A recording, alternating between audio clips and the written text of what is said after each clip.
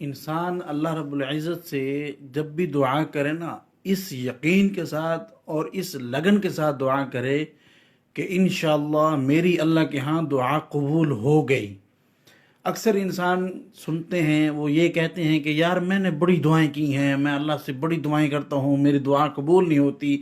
یہ اس کا مطلب یہ ہے کہ اللہ کی ذات پر ہمیں پورا یقین نہیں ہے۔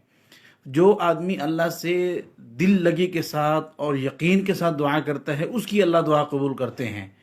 یہ اللہ کا ایک اٹل فیصلہ ہے۔ اللہ قرآن میں فرماتے ہیں استجب لکم، کہ تو میری دعا، مجھ سے دعا کرے گا، میں تیری دعا قبول کروں گا۔ یہ ایک اللہ نے سمجھو وعدہ ہے۔ اللہ نے قرآن میں کہا استجب لکم ادعولی استجب لکم، اے میرے بندے تو مجھ سے دعا کر اور میں تیری دعا کو قبول کروں گا۔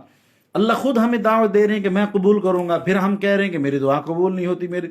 اس لیے اللہ کی ذات پر پختہ یقین ہو، پکا یقین ہو۔ انشاءاللہ اس یقین پر اللہ فیصلہ فرماتے ہیں۔ اس دعا کی برکت سے اللہ گناہوں کو معاف کرتے ہیں۔ بعض دفعہ کوئی تکلیف آنی ہوتی ہے، کوئی پریشانی آنی ہوتی ہے، اس دعا کی برکت سے اللہ پاک اس پریشانی کو، اس بیماری کو دور فرما دیتے ہیں، یا اس دعا کا بدلہ اللہ آخرت کے اندر دینا چاہتے ہیں۔ اس لیے اللہ کی رحمت سے مایوس نہیں ہونا چاہیے بالکل۔